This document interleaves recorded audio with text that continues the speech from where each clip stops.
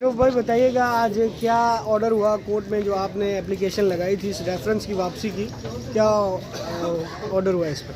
Application जो लगाई थी वो अलाउ हो गया और ये जो मुकदमा है ये वापस नैब को भेज दिया गया है। ठीक है। और 4 बरस हमने इसको फेस किया।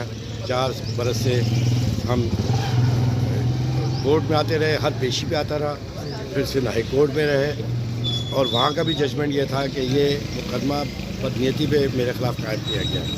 ये एक फरमाइशी मुकदमा था और मैं तो चाहता था कि हर रोज़ की बुनियाद पर ये मुकदमा चलाया जाए, क्योंकि ये मुकम्मल तौर पर कानूनी भर्तियाँ थी और बोर्ड ने की थी और पूरे सिंध में की थी।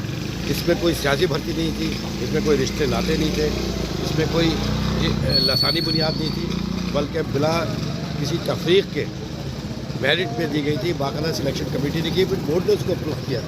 मेरा नाम तो फरमाइशी मुकदमे की सूरत में जितने मेरे मुकदमात हैं वो सब फरमाइशी मुकदमात थे। और अब ये मुकदमा फिर वापस नैब अदालत को, और नैब के इन्वेस्टिगेशन ने ये पूरा उठा के देख लिया रेफरेंस।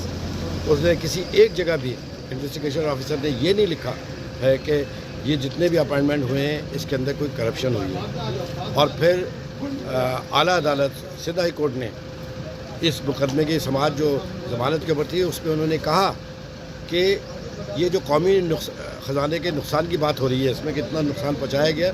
जब मुलाजिमीन को तनख्वाहें दी जा रही हैं तो उनकी तनख्वाहों की वजह से ख़जाने को नुकसान कैसे हुआ, वो परफॉर्म तो कर ही रहे हैं। तो ये इस तरीके से ये मुकदमा चलाया गया।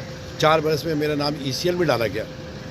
4 बरस से मेरा नाम ECL में डाला गया। 4 बरस से ये मुकदमा मेरे नाम पर रजिस्टर्ड किया गया। वज़ारत कानून हमारी थी लेकिन बेबस थी। और मैं तो खैर किसी से कोई गिला नहीं करता। मेरी एक पिटीशन वो आसमानों पर रजिस्टर्ड है, वो मुकदमा चलेगा, आसमानों पे चलेगा।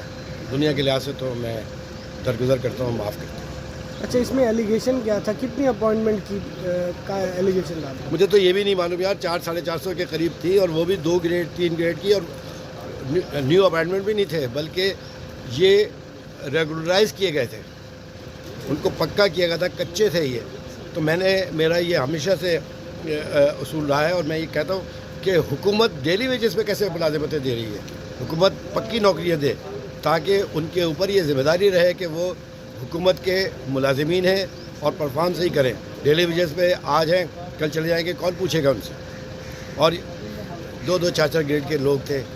आप अंदाज़ा बताइए, इंजीनियर पियून की नौकरी के ऊपर, मास्टर्स पियून की नौकरी के ऊपर। पता नहीं कैसे दिल गुर्दा है वज़ीरों का, तमाम मिनिस्टर्स का, कि इतनी हाईली क्वालिफाइड मिनिस्टर से दुगने पढ़े लिखे लोग, 2-2 ग्रेड 5-5 ग्रेड और जूनियर क्लर्क। तो ये तबाही तो आएगी ना। तो ये और हर जगह ही ऐसी हुआ है। और मैं साथ साथ आज फिर एक बात कर रहा हूँ कि ये डिस्क्रिमिनेशन ख़त्म होना चाहिए, क्योंकि बल्दियाती इलेक्शन में जिस तरह डिस्क्रिमिनेशन हुआ है, गैर आइनी काम किया गया है, गैर कानूनी काम करा के ये इलेक्शन कराए गए हैं। 25,000 और 1 लाख की कॉन्स्टिट्यूंसी बनाकर डिस्क्रिमिनेशन। और सबसे बड़ा जुल्म सेंसस में, मर्दमशुमारी में 1.5 करोड़ लोगों को आपने मार ही डाला, नाम ही निकाल दिए, मर गए वो।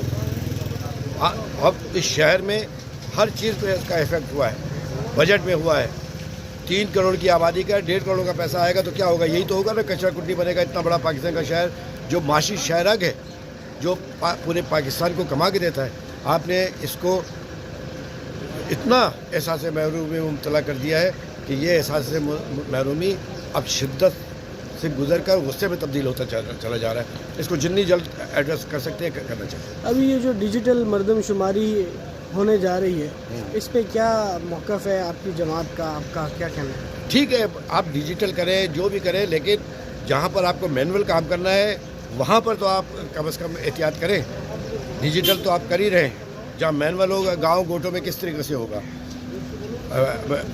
जो 50-50 झोपड़ियाँ जहाँ पे हैं वहाँ पे आप डिजिटल लेके जाएंगे। तो ये हर फर्द को जो मर्दमशुमारी का है, पूरी ईमानदारी के साथ पूरे पाकिस्तान के शहरियों को गिनती गिन लें और उसको चलाएं।